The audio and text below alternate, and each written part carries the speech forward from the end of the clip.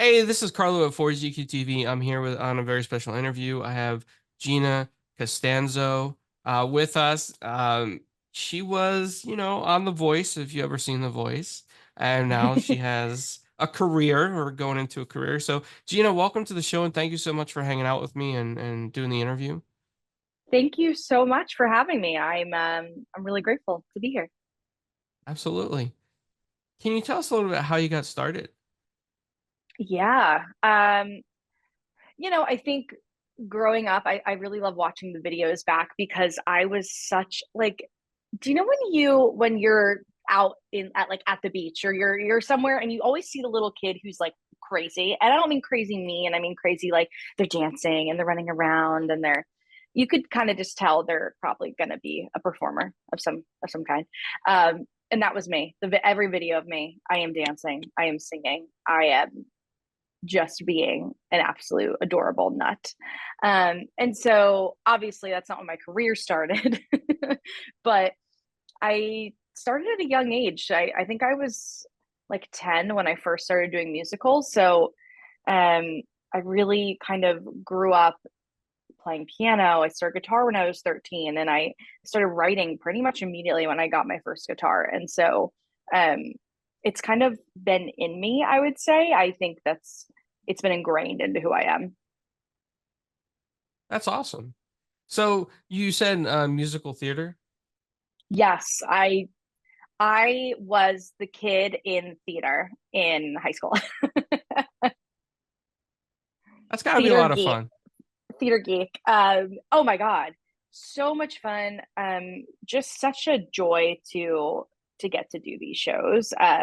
It you know, it was fun because I gratefully was able to be a lead in most shows that I had done. Which makes it even more exciting. But yeah, always doing musical theater. I loved it and still love it today. Did you face any challenges when you were younger getting into musical theater? For example, some people have challenges where family members are like, no, I want you to go in this career path. Mm, Anything that, you had to overcome and convince yeah. people that this is your dream? Yes, absolutely. It's much different now, but I think, especially my dad, I adore my dad, but he was a bio teacher, is a bio teacher, and he didn't see how the arts could be sustainable. He didn't see how that was something that could be any more than a hobby. I was a dancer my whole life too. And so he kind of just thought it was for fun. He always wanted me to play sports, of course, like what dad doesn't want his kid to play sports. um, and to this day, he's still like, you could have been a tennis star. And I was like, okay, I don't think that I could have been a tennis star, but I love you. I love you. And I'm glad you think I could be. But yeah, there was definitely the pushback. I think after I went on The Voice is when he understood that it could be a career, but also could be a career for me. Of course, it's different for everyone. But he saw that ability that I was actually capable, which I think is a big question, but something that you kind of have to find out for yourself. Your parents can't really determine that. Yeah, and I think, you know, coming from an environment where you have a parent that might they understand your hobby, they understand like your love of something, but they don't understand how it could turn into something that you could support Mm-hmm. yourself with. So it's hard to take that step and be like, I'm trying to do my thing, but prove to you at the same time this is what I really want to do. So when Oh you my went God. on, yeah, my dad was like that too. Like I was supposed to be in football. I was supposed to be a pizza man because he was a pizza man. I didn't turn out that way either. So Italian. yes. Oh my God. I mean, yes, I completely get it. Yes. So when, he saw you on The Voice, that was probably like a wake-up call. Like, hey, this is a serious thing. Like, she made it on The Voice. And Oh, yeah, that's mhm, that's a big deal. absolutely. And when I started The Voice, I just graduated high school. So I actually deferred my college acceptance another year to do the show. Um, and he was like, this is going to ruin your life. And I was like, no, it's not. And actually, it ended up working out for so much better. Like I feel like I went to college more mature. I went a little bit later. I also got to experience something really special. And it's honestly kind of funny now looking back because so many kids now they take a gap year anyway. Like they don't even go to school right away. They take time to learn what they really want to do. And I ended up changing my major because I didn't want to do what I had originally signed up to do. Um, and so yeah, it just takes that it takes them to have that like aha moment. Not unfortunately for me, but the voice was my thing. But I think for a lot of people, um, getting that kind of thing is clearly so rare, and you have to get your family to believe in you in other ways, and that often may never happen for some people, unfortunately. I mean, that's very true. And first off, I want to congratulate you for making it to The Voice because Thank there's a you. lot of people that try to get there. So even just It's getting crazy. on The Voice is amazing. Thank you. Yeah, it's absolutely insane. And when I was 17 when I auditioned, I wasn't thinking what you just said, like, this is crazy that I would get on the show.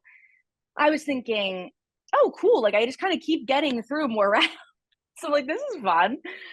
Because, when you're 17, you're not thinking about, um, like, the big picture per se. You're kind of just taking step by step because that's all your brain can really do.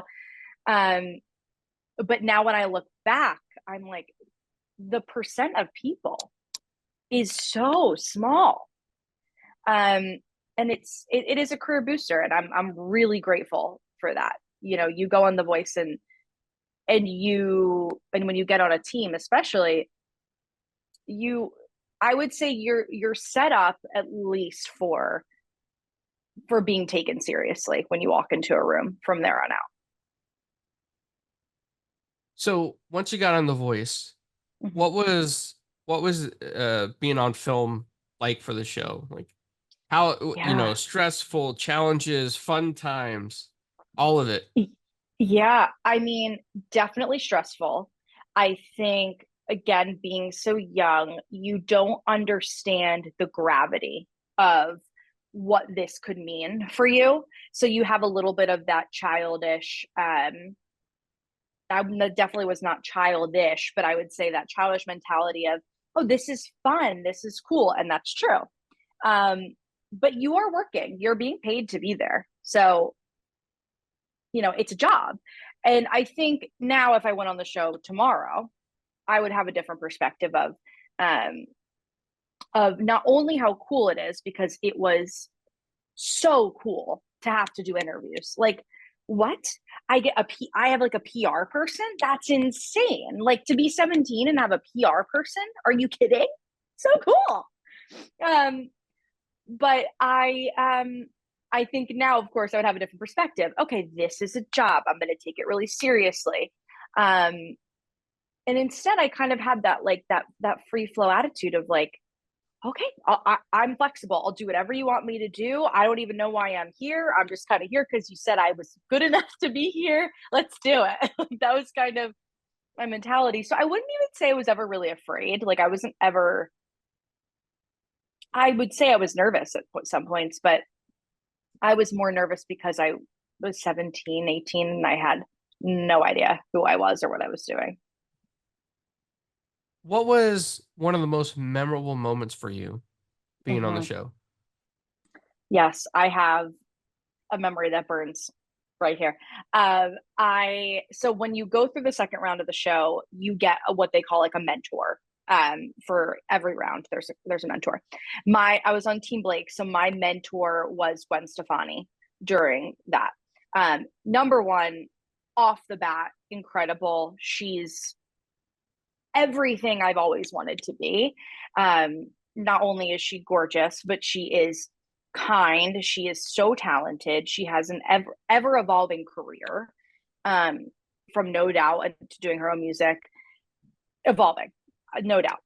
And so when she was my mentor, she there, you kind of stand around a piano for your first session with them. And she told me that I was trying too hard and that I was lame. Now, at 17, you can understand that I thought I was going to die in that moment. I go red. Then I go home. I cry in the bathtub, call my mother, and I practice all night. And thankfully, the next day, she was like, "This was so much better than what you did yesterday. Like, beyond better. You let it go and you stopped trying to be someone else." And having that feedback was really monumental for the rest of my career, I will say. Um, but I would say that that's a moment that is ingrained in my mind, that I, from here on out, will never try too hard to do something again in terms of trying too hard to be something else. I think that's some good feedback though, because it in one sense it loosens you up to be able to be yourself instead of worrying Totally. about what perception is, right? Because sometimes Yeah, we all try too hard to what is the term? To like impress, right? But if you could just go out there and be yourself. absolutely. I think of like this kind of silly example to what you're saying, and this is like, again, so silly. But I think to myself, when you see someone cute on the street and you're walking past them, why is this my example? You're walking past them and you're thinking really hard about how you want to impress them or what you want to say or what you want to look like. I always think to myself, I always end up like tripping or something, or like something happens. But the times that I'm just like, I'm just going to be me, I'm not going to give a shit what is going on. It goes flawlessly. And so I think, to use my dating sentiment to my career, um, I've just kind of learned like, yes, practice a ton, be the best version of yourself, but you don't need to try so hard. Like, there's a reason people like you. When I perform on stage, there's only so much practicing that I can do. They're really gonna get the real me in that moment. So stop trying to like be a different character. Like, you're just be you. Stop. And I think you got that lesson at a perfect age too, because 17 is a great time to learn that. So you have the rest of your life to be happy with yourself. Absolutely. I think you hit the nail on the head there. I mean, I can think of so many people go when I went to college who were so not comfortable with themselves. And I've always been like, yeah, I love me. What am I, who else am I going to be? And so many people learn really late and learn through really tough breakups or through really bad career moments that like they're nothing that they want to be. They hate themselves. And I feel really lucky to, while I'm not obsessed with myself every day. Most days I really do love myself a lot. And I'm very lucky to be 26 and have that sentiment for myself for sure. I think that's important. Yeah. And a lot of that's something I wish more people appreciated themselves because they would just be happy and Oh my God. happiness Yeah. leads to success, you know? Absolutely. I I totally agree with you. I can't imagine where I would be if I didn't like myself, because I think about the days when I am having like a depressive moment or a lot of anxiety. And it's crippling. I can't imagine living my life every single day or every single moment not being able to turn some of that off. Of course, I take medicine for my anxiety, so I absolutely get that it's crippling. But you've got to learn to like love yourself and just shed some of that stuff. Like, it's just not important. I agree 100%. So you went from The Voice and now you are doing your own thing. Yeah. And I watched one of your music videos. I thought it came out really well. Thank So you. so is it that you have how do I say this? Because I probably don't know the right terms of the music business, but your own band or are you solo? Sure. No, so I can totally explain it to you. I'll give you all the details. So when I was on The Voice, I was Gina Costanzo. And then when I got off The Voice, I changed my stage name to Gina Zoe, which is still my stage name. Um, but also a big part of who I am is my legal name, Gina Costanzo. Um, and then when I was Gina Zoe, I was releasing some music. Um, this is back in 2018, maybe about 2018. And around that time, about 2.5 years after The Voice, I stopped doing music for a while. I really felt like this industry is not for me. Everyone is cruel. And I don't mean the people in The Voice. These are people I was working with afterwards. And I really got that. The joy was sucked out of me at that time. I thought singing is not for me. I'm not having fun. The people I'm working with don't believe my vision. Like no one is trusting me. And I lost the luster. I was like, this is not fun. I quit singing. And then during the pandemic, I reached out to my band who I had at the time. And I had said, I really want, I really want to make a band again. I really want to do this again. Um, and once we started releasing music, which was in 2022, we became Velvet Rouge, which is my band, Velvet Rouge. Um, and it is so special to have people that you're consistently writing with and working with and that believe and agree in your vision. It's very special. And so yeah, my band is Velvet Rouge. That's awesome. That's a great story to hear that you got, you had a setback, but then you came back and you're like, you know what? I'm gonna do this. Absolutely. I think my mindset was screw all of you, not you. Screw all of you. Screw all of you. I'm going to start trusting my gut. I'm going to start listening to what I need to listen to. I'm not signing contracts with people that I don't know well enough. I'm not listening to these empty promises. No, I'm listening to myself. I'm listening to my family. I'm listening to my friends and my bandmates. And you either come on board because you really do love us, or you stay away because I'm going to just fly by you.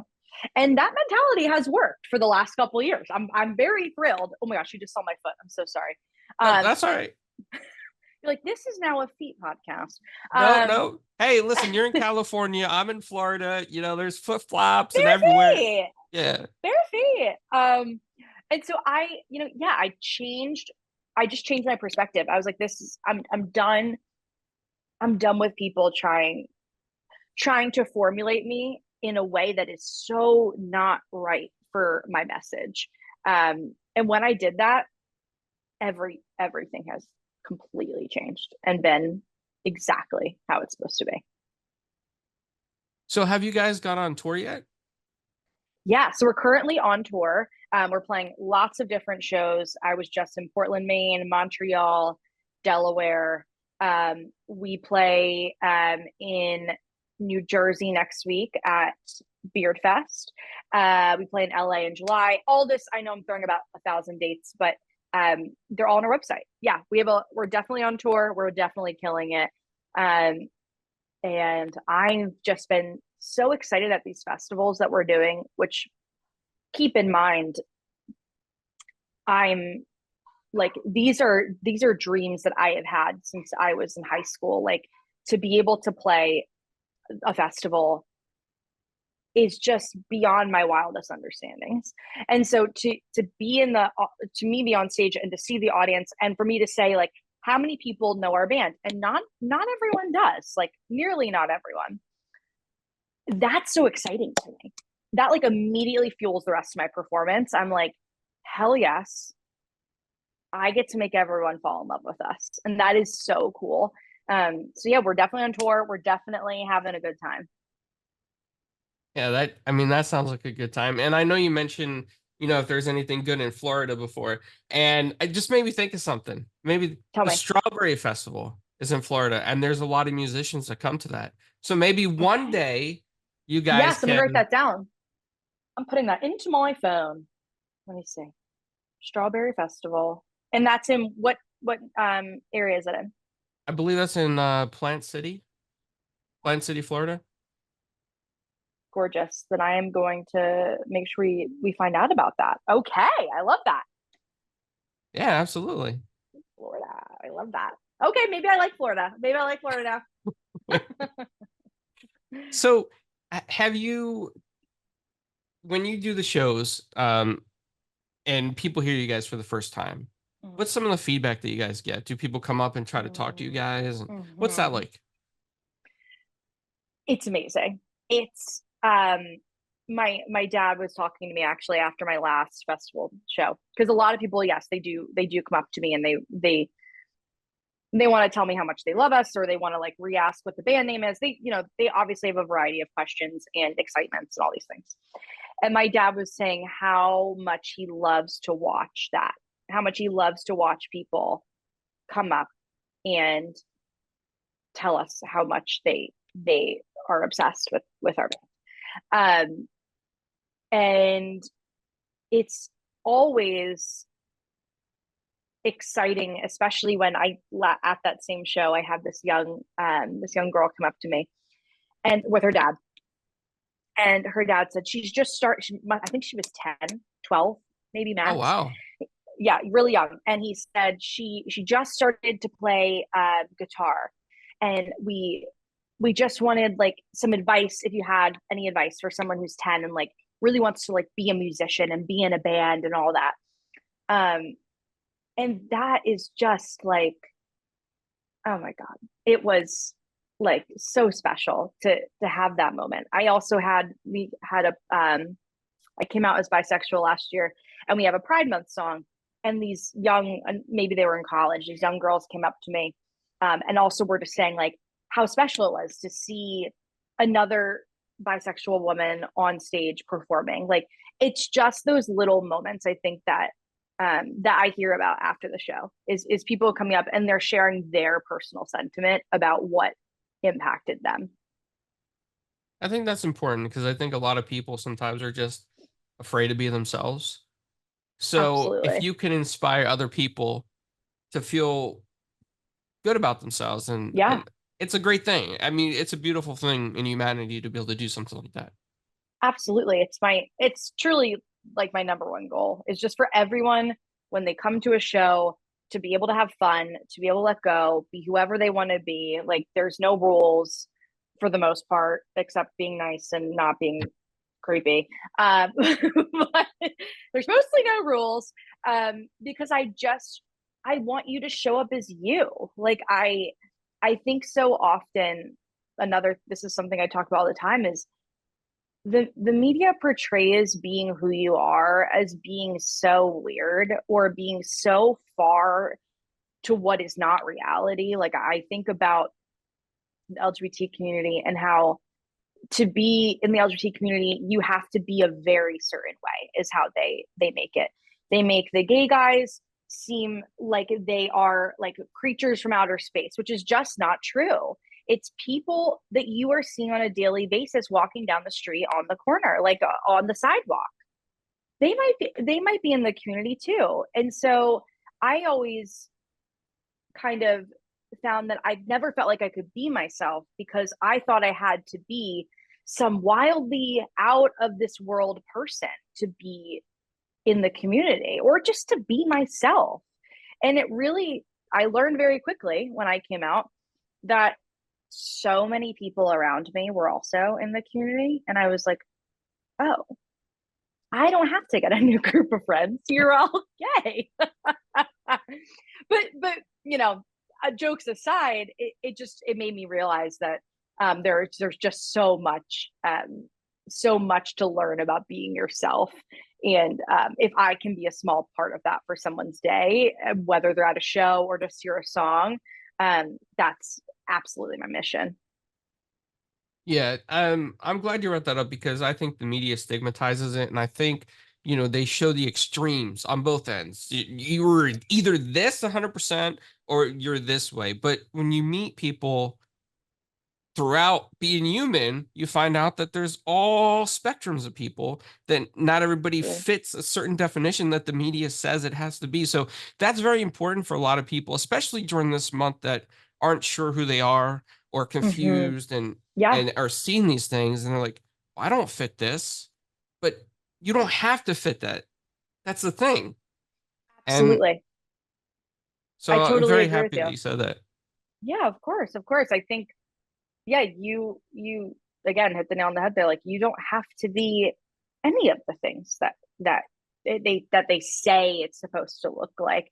I think of like the difference between Brandy Carlisle and Renee Rapp. They're both lesbian women. They are so beyond different of humans. And that just proves to you, you do not have to be one type of person. You are perfectly fine who you are. You don't have to change unless you want to change. And yeah, the media does such an awful job.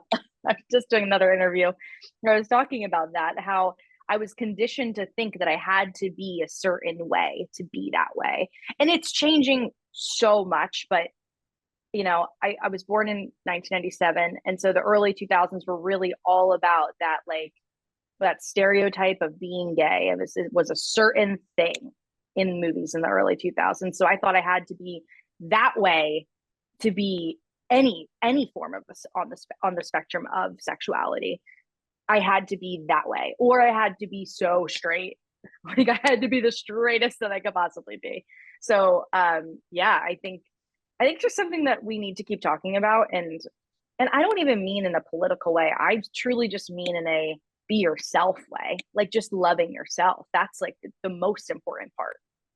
Is it's for everyone just to start getting comfortable with everyone being who they want to be. So that's my rant.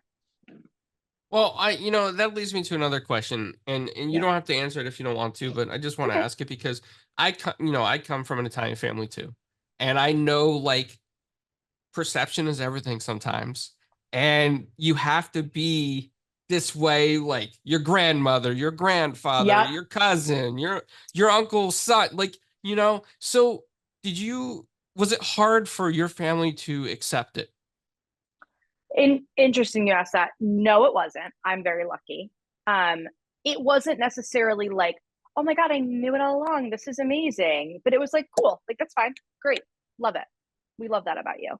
Um, so it wasn't that way. Do I tell all my like extended family? No, I'm not necessarily talking about it with everyone.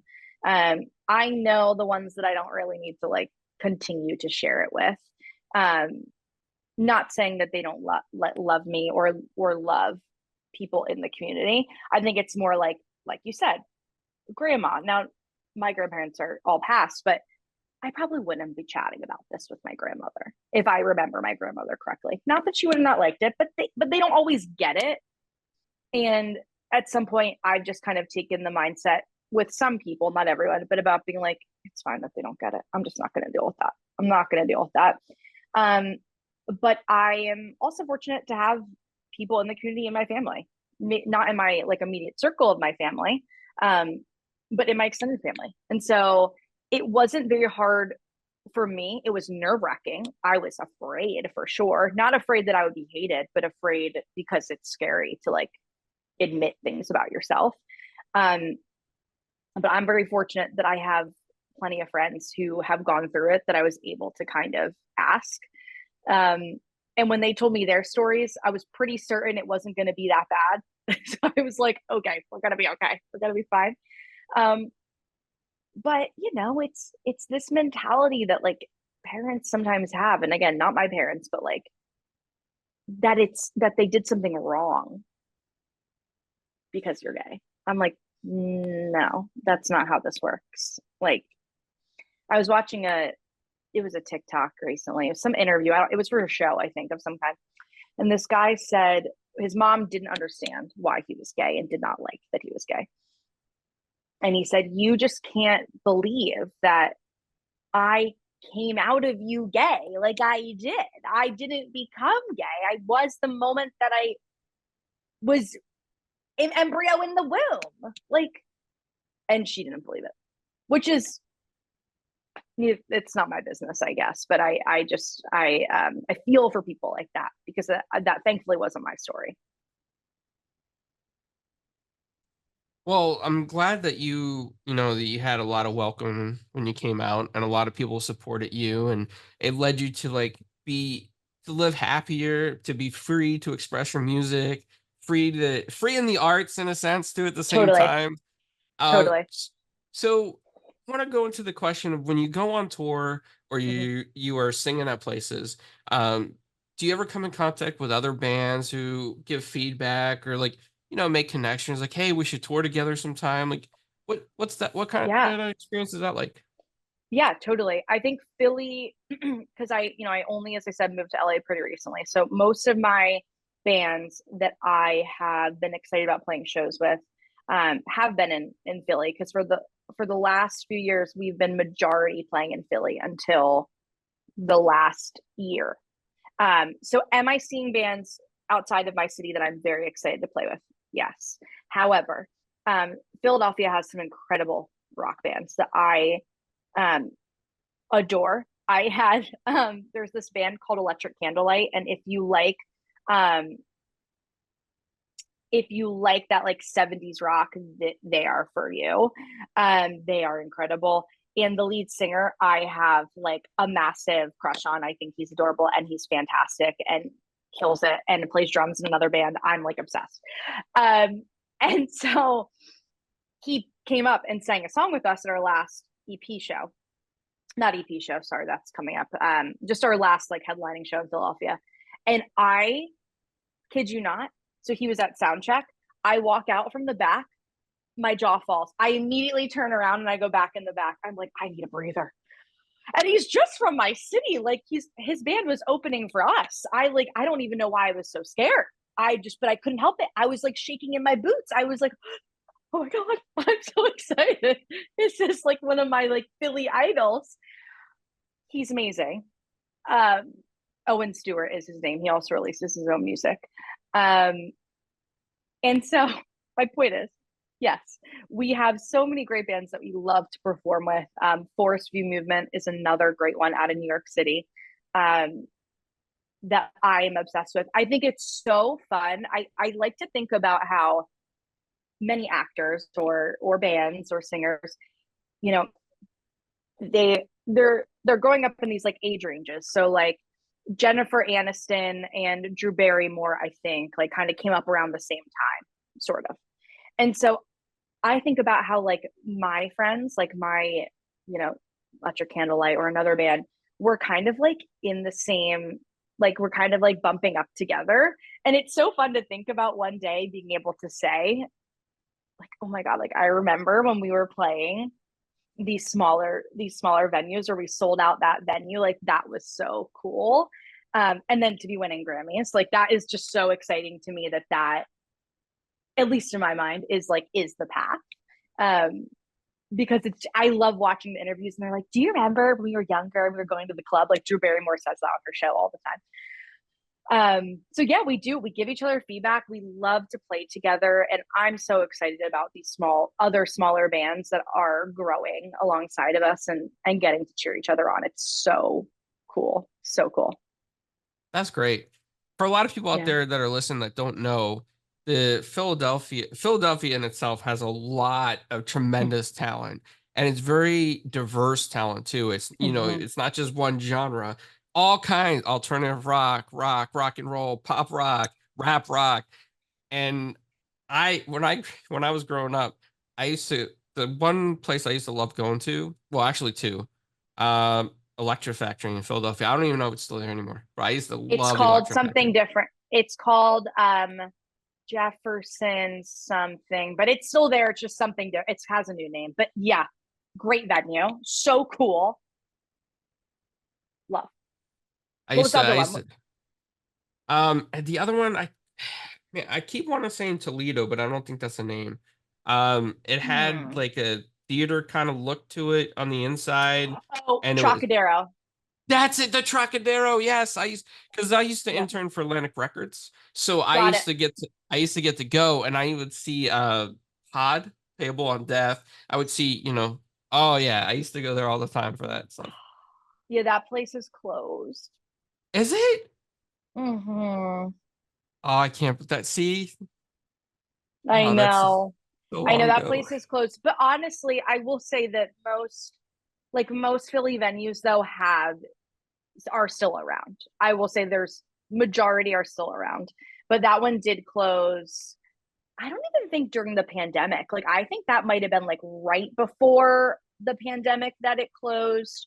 Um, and I do think it had something to do with maybe the integrity of the building. It wasn't about Yes. money. I There, remember. right? There was something about that. I don't think it had to do with money. There was something about the building being really old.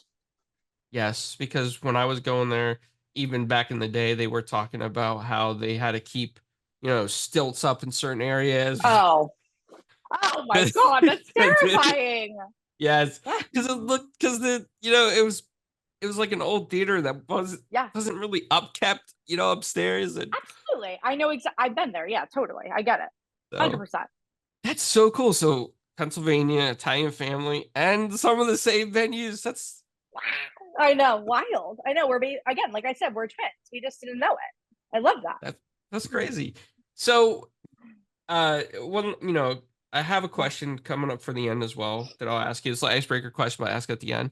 But one Love. thing I want to say is that you coming up with different bands from your generation, it's really neat because maybe one day both of you guys or friends of yours can be mentors to people like on show like The Voice or American Idol it would be Oh, just cool to see don't that. even get me started. I would die. I would die to do that. I just saw that Kelsey Ballerini is the next coach, like for The Voice. She's like the new one. Um, and it's so cool. It's so cool to see, like, again, she's someone who more recent, like she's been in the business for a bit, but she more recently started to get bigger in the country music scene.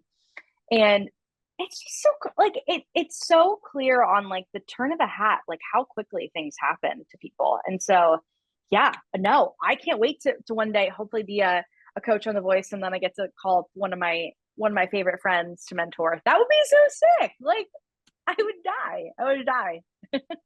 Yeah, that would be awesome. I would like to see that happen. So, you know what? If anybody out there listens to this later and they have a show idea, younger mentors in the music business, Yeah, there you go. bring it, I want it. So, the icebreaker question that I ask at the end is a simple question. Some people like it, some people don't. Pineapple on pizza, yes or no? Oh, I was like, what is the question gonna be? um okay, I have a slightly complicated answer. Okay. My answer is no. And the reason is, though, that I'm very particular about my fruits. I'm Okay. really weird about the texture of fruits. So I don't like pineapple. If it's in a cocktail, that's different, but I don't like pineapple. So no, no pineapple on pizza. Hey, that's a fair answer. Fair answer. Can you guess the weirdest answer we have ever gotten from a celebrity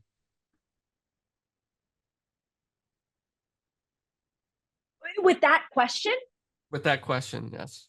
It okay, led to, hold he's on. from the Midwest, and apparently in his town in the Midwest, it was popular, but not outside of his town. Well, there must be something else that they put on the pizza with the pineapple. Is that what you're going to say? Nope, no pineapple. He says definitely not pineapple. Corn? Sauerkraut Oh, no. Stop. by And he itself. likes it? And he likes it? He still gets it to this day. No, that's disgusting. He He's got even to he go. even he even asks for it in Los Angeles when he goes to pizza places. He's like, "Hey, you got No. sauerkraut?" Oh. Yep. Well, now I don't want don't, and I don't want you to tell me who it is, because when I see them at a pizza place, I will immediately know, and I will give them a look that says I know. Well, Gina, I want to thank you so much for coming on, Thank and you. for all the people listening, if you want to tell them where they can find you or listen to your Yeah, music. absolutely. So we are Velvet Rouge.